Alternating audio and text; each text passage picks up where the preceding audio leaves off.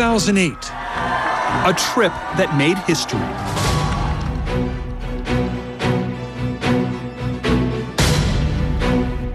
The new Pope's first visit to the United States. His first chance to directly address American Catholics about the sex abuse scandal enveloping their church. No words of mine could describe the pain and harm inflicted by such abuse.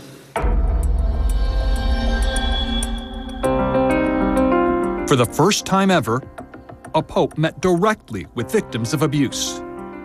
He became the first pope to apologize for the sex abuse crisis in his own voice. He became the first pope to issue an entire document devoted to the sex abuse crisis, and on and on.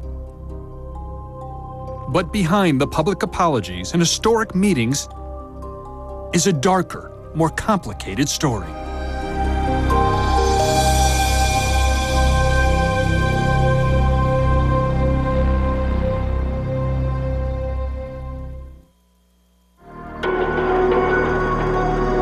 I think the frustratingly complex answer is that Pope Benedict XVI is both part of the problem and part of the solution on the sex abuse issue. Joseph Ratzinger was not, and is not, the villain of the sexual abuse crisis in the Catholic Church, in no way, shape, or form. And yet he's not the hero either. He was part of a culture. David Gibson is a religion reporter and biographer of the Pope.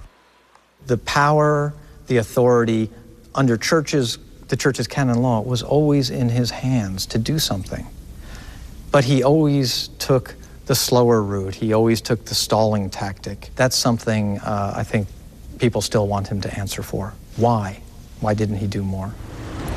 For decades before he became Pope, Joseph Ratzinger was a high-ranking Vatican official who, more than anyone beside Pope John Paul, could have taken decisive action to stem the sexual abuse crisis. But critics say and documents show that Pope Benedict's history of dealing with sexual abuse was very troubling, part of a culture of foot-dragging, and perhaps obstruction.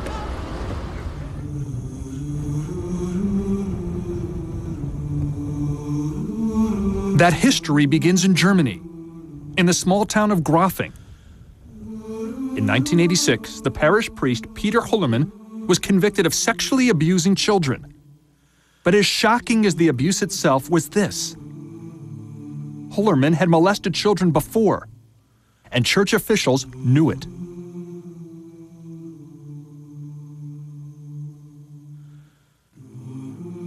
I was an altar boy in the church that it happened in, and I went to Mass 2 to 3 times a week.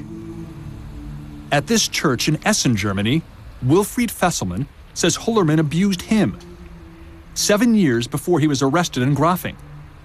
Fesselmann was just 11 years old. He gave me something to drink, and I had to drink it, and noticed that I started feeling weird. Then he took off his clothes, told me to take off mine. And then we touched each other, and I had to perform oral sex. Hullermann was transferred to Munich for therapy. His psychiatrist warned the church he should never be allowed to work with children again. But a few weeks after the transfer, Hullermann was placed in a new, unsuspecting parish. Who oversaw the transfer of a known child molester to the new church? The man known today as Pope Benedict, then known as Cardinal Joseph Ratzinger, the Archbishop of Munich. Munich should have suspended him in 1980. Mr. Ratzinger, or whoever, should have made sure he was no longer involved in the church, should have cut him off. This would have saved a lot of victims from him. The Vatican admits Cardinal Ratzinger approved Hullermann's transfer into his diocese in Munich, but says it was Ratzinger's deputy who placed the pedophile priest in a new parish, a decision the Vatican says Ratzinger was unaware of. Changes. Monsignor Charles Scicluna, the Vatican's prosecutor, worked with the Pope for years on sex abuse cases. He does. He loves When he sat down with me at the Vatican, it was his first ever television interview on the Pope's record. Now, we're talking about a big, huge diocese with a minimum of 1,000 priests. The Archbishop of Munich-Freising needs a delegate, and he would then delegate his decisions and the follow-up to other people. And that's totally understandable. But of those 1,000, I would bet you there are not that many sexual molesters. And it's probably pretty easy. That's right. And it's probably pretty easy to keep track of sexual molesters. And my question for you is, maybe it's possible that could Cardinal Ratzinger have done a better job keeping track of his sexual molesters? Knowing Cardinal Ratzinger, when he delegates something, then you feel that you are responsible.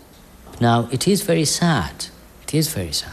You delegate things to people and they put you down. What do? You are frustrated. If Cardinal Ratzinger in Munich did not know about Father Peter Hullermann, he should have.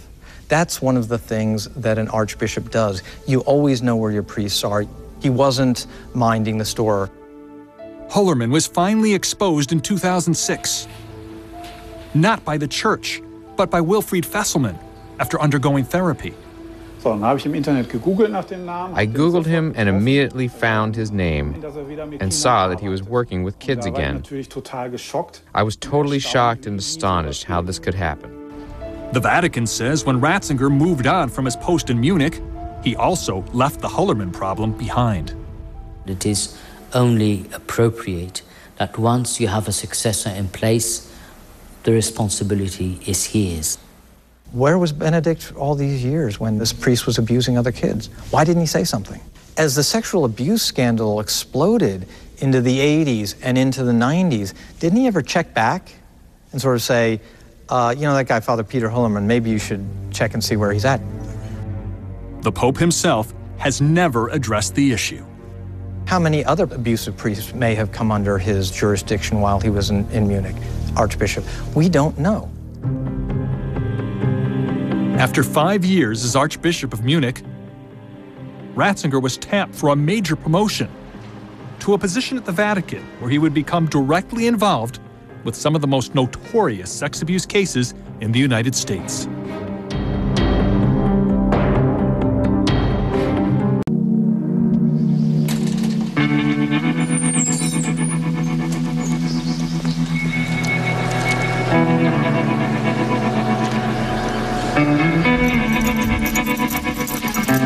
At a lakeside retreat in northern Wisconsin, Terry Kohut tries to escape his past.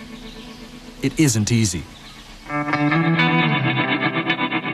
50 years ago, when he was just 10 years old, Terry, who is deaf, was sent to the St. John's School in Milwaukee, Wisconsin. What happened there to Terry and up to 200 other deaf boys is now central to the sex abuse crisis in the Catholic Church. And to the question of what Pope Benedict, then Cardinal Ratzinger, knew about it all. Terry Kohut has never spoken publicly about the horrors he endured at St. John's, until now. What did he do to you? And then it was that afternoon I went into his office, the door was closed, and Father Murphy said, take your pants down. Father Lawrence Murphy was the headmaster and priest at St. John's for more than 2 decades. He was a charismatic fundraiser and respected church leader. But Father Murphy has also been identified by dozens of deaf men who say he raped and sexually abused them as children for years.